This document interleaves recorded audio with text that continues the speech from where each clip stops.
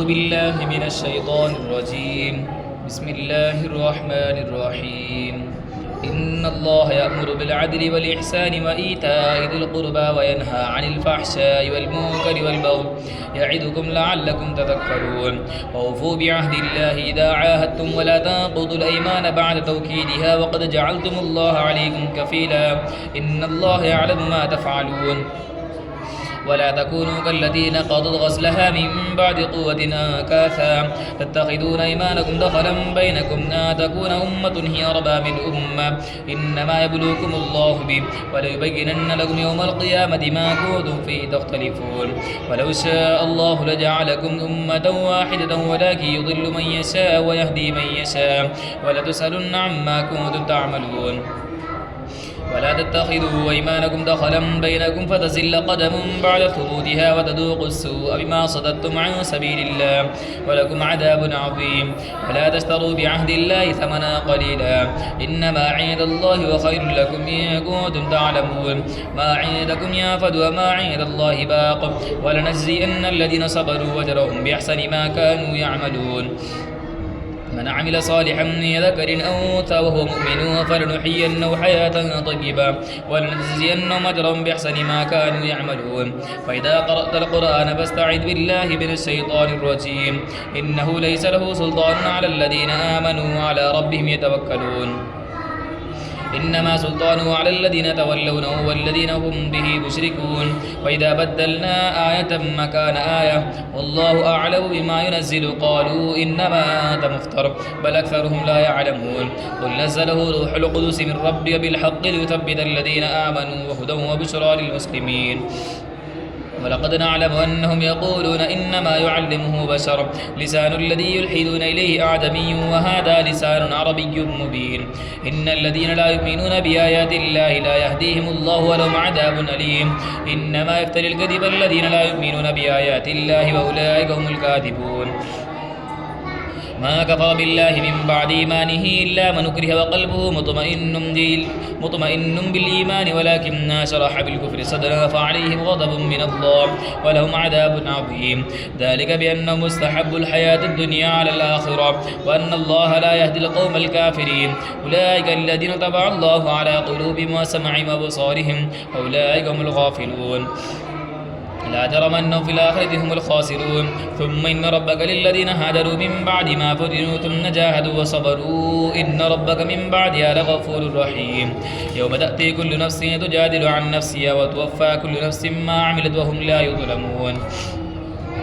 وضرب الله مثلا قرية كانت آمنة مطمئنة يأتيها رزقها رغدا من كل مكان فكفرت بأنعم الله فأذاقها الله لباس الجوع والخوف بما كانوا يصنعون. ولقد جاءهم رسول منهم فكذبوا فأخذهم العذاب وهم ظالمون.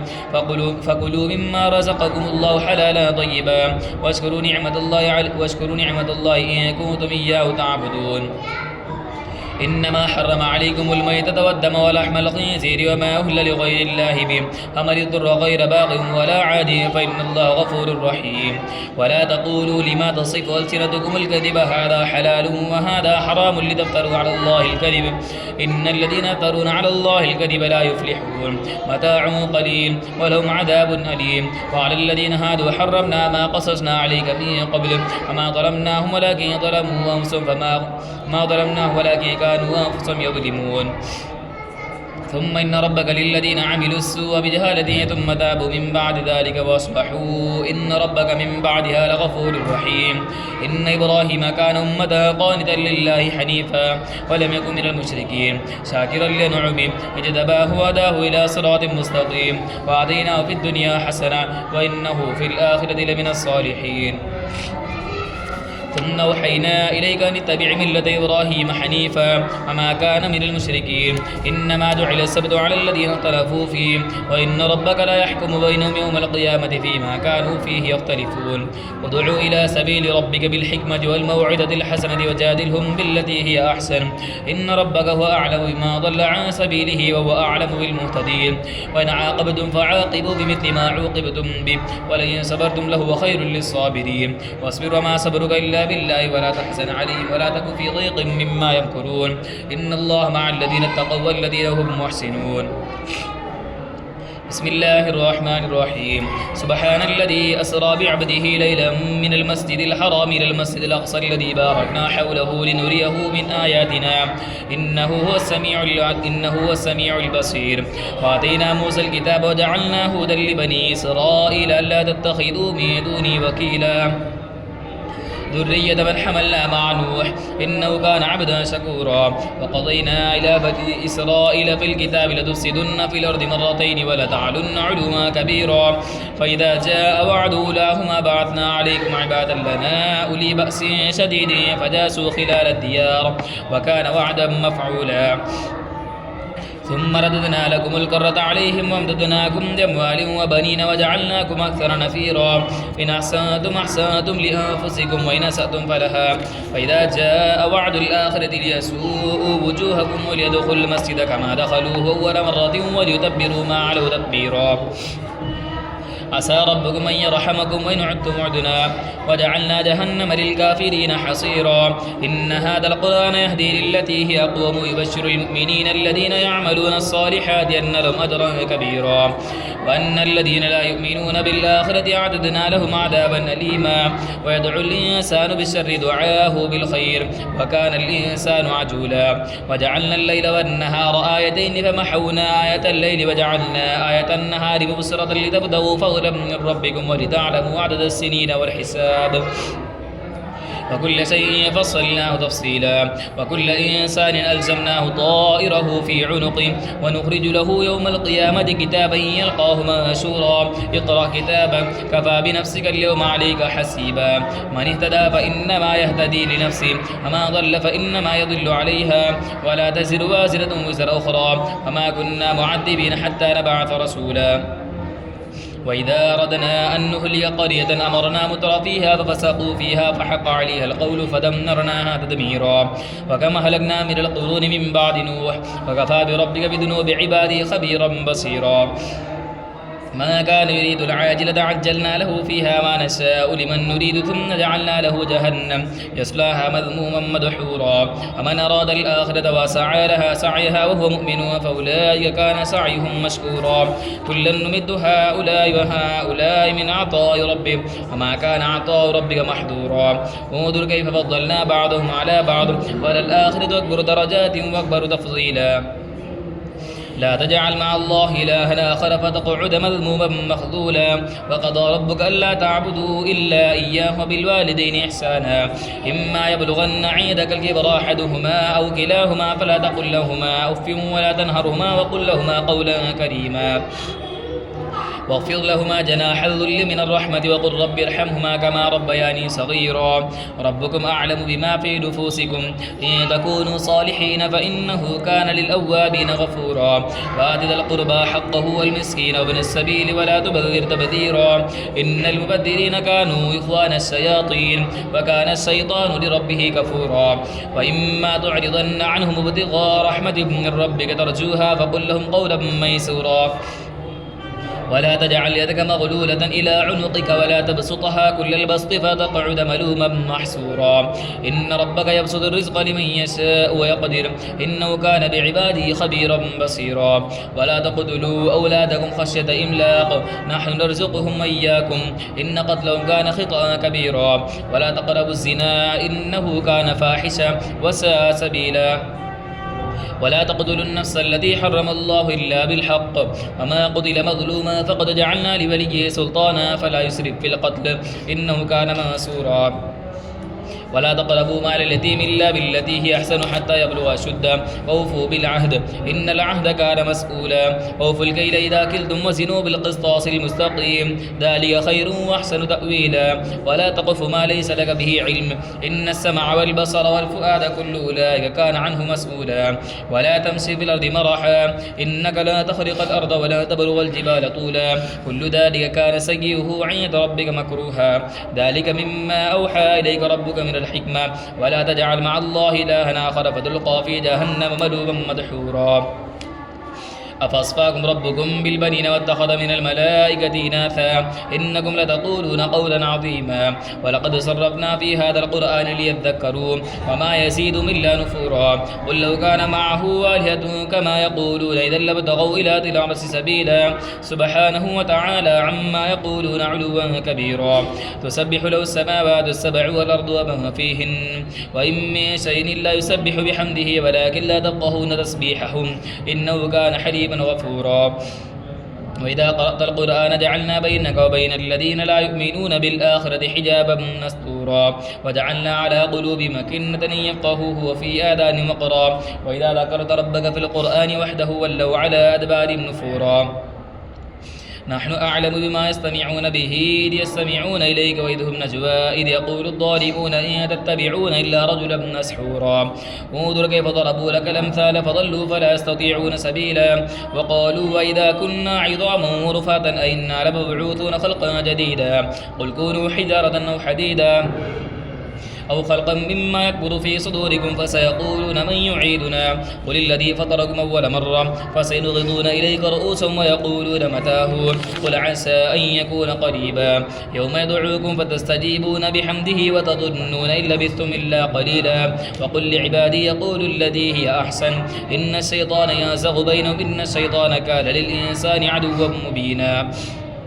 ربكم أعلم بكم إن يشاء يرحمكم أو إن يشاء يعذبكم وما أرسلناك عليهم وكيلا وربك أعلم بما في السماوات والأرض ولقد فضلنا بعض النبيين على بعض وآتينا داود زبورا قل ادعوا الذين زعمتم من دونه فلا يملكون كشف الضر عنكم ولا تحويلا أولئك الذين يدعون يبتغون إلى ربهم الوسيلة أيهم أقرب يرجون رحمته ويخافون عذابه إن عذاب ربك كان محذورا وإن من قرية إلا نحن مهلكوها قبل يوم القيامة ومعذبوها عذابا شديدا كان ذلك في الكتاب مسطورا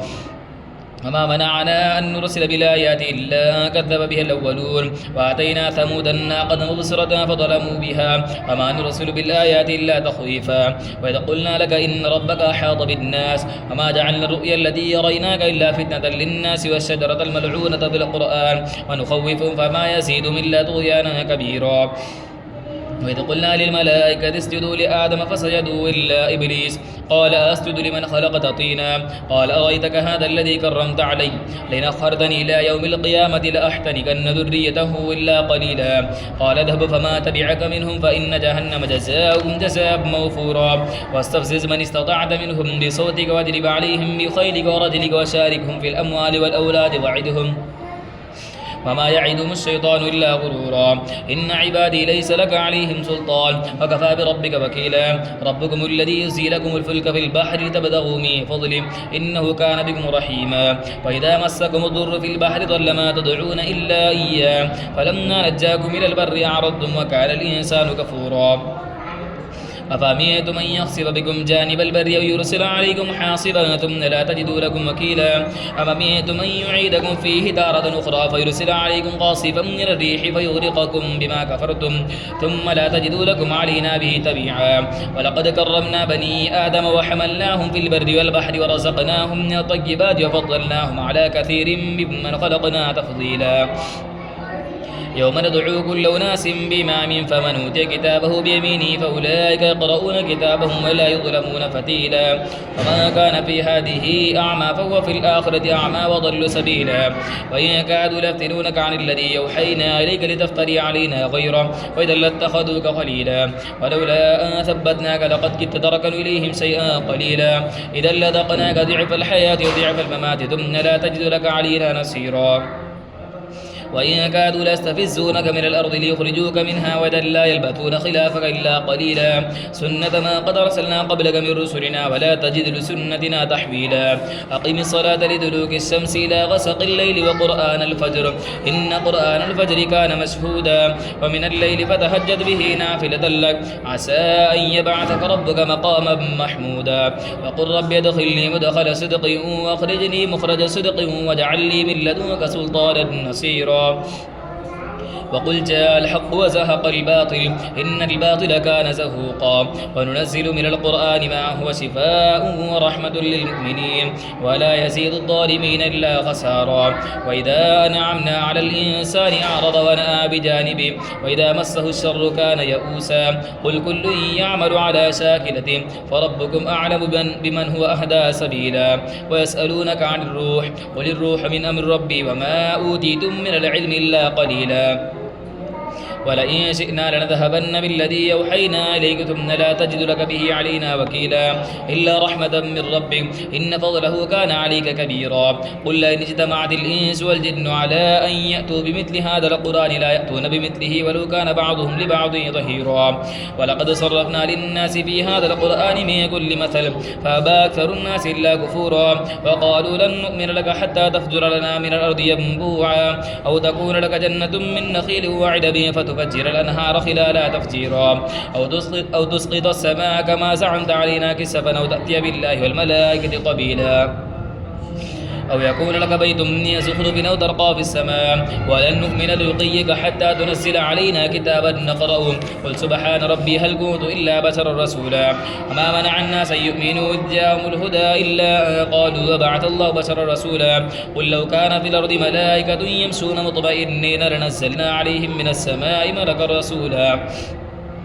قل كفى بالله شهيدا بيني وبينكم إنه كان بعباده خبيرا بصيرا ومن يهدي الله فهو المهتد ومن يضلل فلا تجد لهم أولياء من دونه ونحشرهم يوم القيامة على وجوههم عميا وبكما وصما مأواهم جهنم كلما خبت زدناهم سعيرا ذلك جزاهم بأنهم كفروا بآياتنا وقالوا وإذا كنا عظاما ورفاتا أئنا لمبعوثون خلقا جديدا أولم يروا أن الله الذي خلق السماوات والأرض قادر على أن يخلق مثلهم وجعل لهم أجلا لا ريب فيه فأبى الظالمون إلا كفورا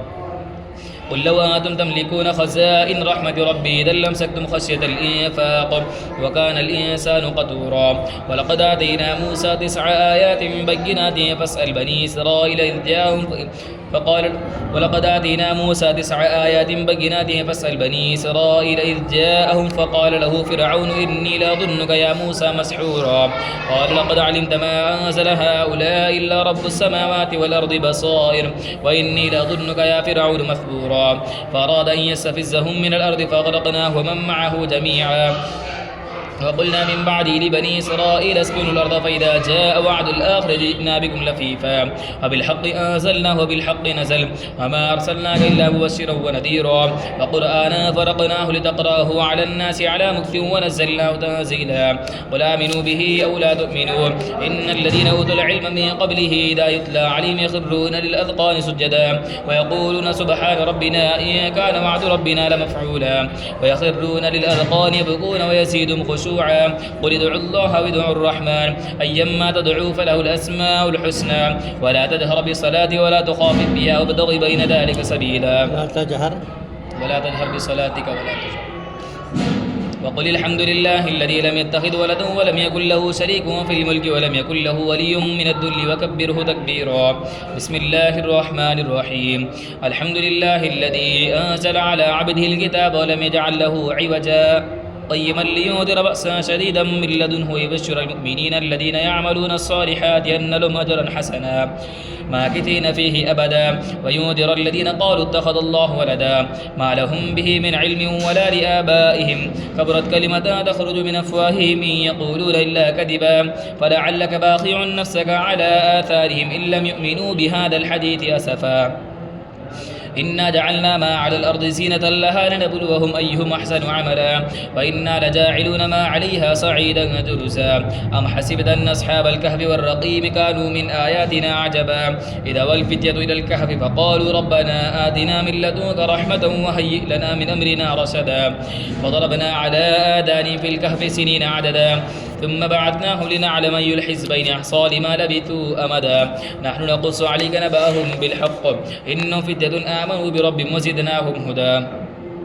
وربطنا على قلوبهم إذ قاموا فقالوا ربنا رب السماوات والأرض لن ندعو من دونه إلها لقد قلنا إذا شططا هؤلاء قوم اتخذوا من دونه آلهة لولا يأتون عليهم بسلطان بين فمن أظلم ممن افترى على الله كذبا وإذ اعتزلتموهم وما يعبدون إلا الله فأووا إلى الكهف ينشر لكم ربكم من رحمته ويهيئ لكم من أمركم مرفقا وترى الشمس إذا طلعت تزاور عن كهفهم ذات اليمين وإذا غربت تقرضهم ذات الشمال وهم في فجوة منه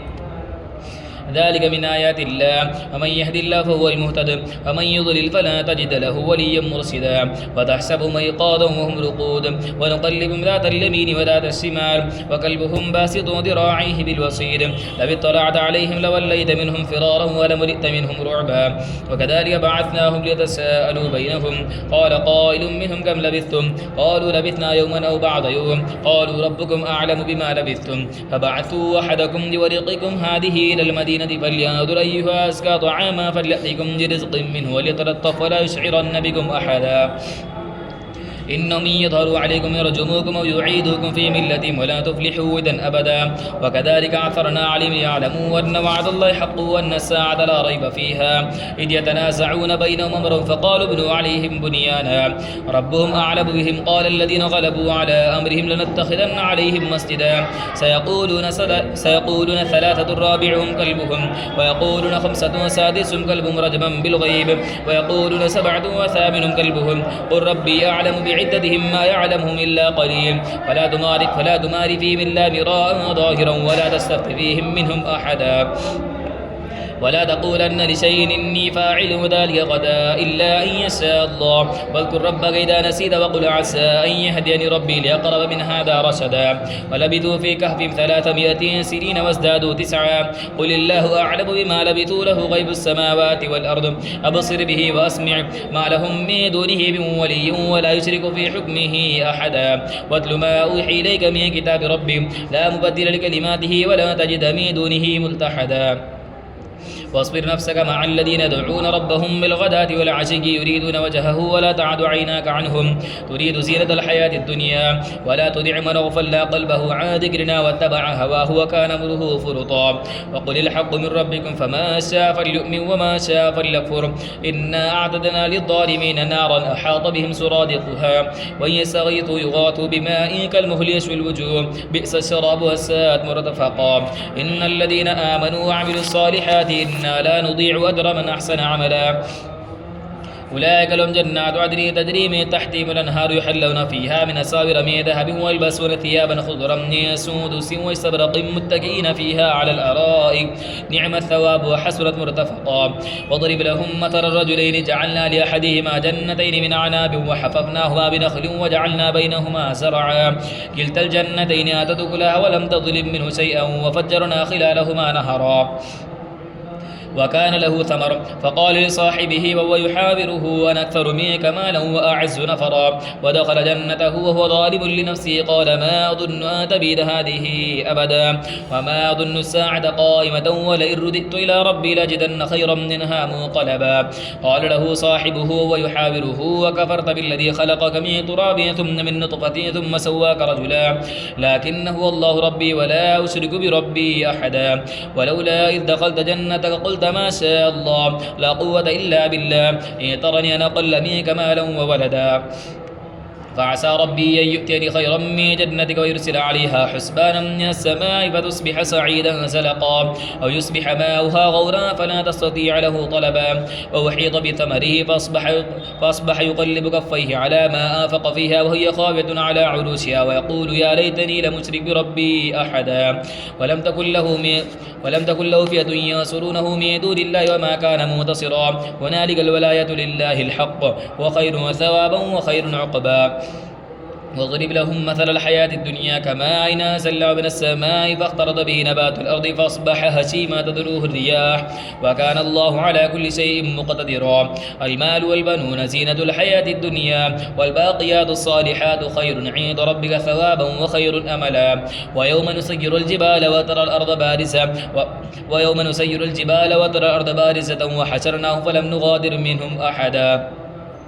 وعرضوا على ربك صفا لقد جئتمونا كما خلقناكم أول مرة بل زعمتم أن لن نجعل لكم موعدا فوضع الكتاب فترى المجرمين مشفقين مما فيه ويقولون يا ويلتنا ما لهذا الكتاب لا يغادر صغيرة ولا كبيرة إلا أحصاها ووجدوا ما عملوا حاضرا ولا يظلم ربك أحدا وإذ قلنا للملائكة اسجدوا لآدم فسجدوا إلا إبليس كان من الجن ففسق عن أمر ربه أفتتخذونه وذريته أولياء من دوني وهم لكم عدو بئس للظالمين بدلا ما أشهدتهم خلق السماوات والأرض ولا خلق أنفسهم وما كنت متخذ المضلين عضدا ويوم يقول نادوا شركائي الذين زعمتم فدعوهم فلم يستجيبوا لهم وجعلنا بينهم موبقا ورأى المجرمون النار فظنوا أنهم واقعها ولم يجدوا عنها مصرفا ولقد صرفنا في هذا القرآن للناس من كل مثل وكان الإنسان أكثر شيء جدلا وما منع الناس أن يؤمنوا إذ جاءهم الهدى ويستغفروا ربهم إلا أن تأتيهم سنة الأولين أو يأتيهم العذاب قبلا وما نرسل المرسلين إلا مبشرين ومنذرين ويجادل الذين كفروا بالباطل ليدحضوا بالحق واتخذوا آياتي وما أنذروا هزوا ومن أظلم مما ذكر بآيات ربه فأعرض عنها ونسي ما قدمت يداه إنا جعلنا على قلوب مكنة أن يفقهوه وفي آذان وقرا وإن تدعوهم إلى الهدى فلن يهتدوا إذا أبدا وربك الغفور ذو الرحمة لو يؤاخذهم بما كسبوا لعجل لهم العذاب بل لهم موعد لن يجدوا من دونه موئلا وتلك القرى أهلكناهم لما ظلموا وجعلنا لمهلكهم موعدا وإذ قال موسى لفتاه لا أبرح حتى أبلغ مجمع البحرين أو أمضي حقبا فلما بلغا مجمع بينهما نسيا حوتهما فاتخذ سبيله في البحر سربا فلما جاوزا قال لفتاه آتنا غدانا لقد لقينا من سفرنا هذا نصبا قال أرأيت إذا أوينا إلى الصخرة فإني نسيت الحوت وما أنسانيه إلا الشيطان نذكره واتخذ سبيله في البحر عجبا قال ذلك ما كنا نبغ فارتدا على آثارهما قصصا فوجدا عبدا من عبادنا آتيناه رحمة من عندنا وعلمناه من لدنا علما قال له موسى هل أتبعك على أن تعلمني مما علمت رشدا قال إنك لا تستطيع معي صبرا وكيف تصبر على ما لم تحط به خبرا قال ستجدني إن شاء الله صابرا ولا أعصي لك أمرا قال فإن اتبعتني فلا تسألني عن شيء حتى أحدث لك منه ذكرا فانطلقا حتى إذا ركبا في السفينة خرقها قال خرقتها لتغرق أهلها لقد جئت شيئا إمرا قال لما قل إنك لا تستطيع معي صبرا قال لا تؤاخذني بما نسيت ولا ترهقني من أمري عسرا فانطلقا حتى إذا لقيا غلاما فقتله قال قتلت نفسا زكية بغير نفس لقد جئت شيئا نكرا